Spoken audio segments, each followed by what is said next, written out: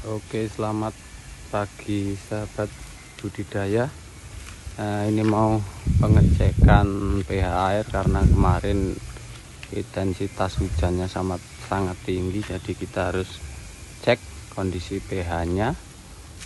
Nanti ada perubahan unsurnya apa enggak, kita harus mengecek supaya tidak mengganggu perkembangan udang yang ada di kolam biovlog ini.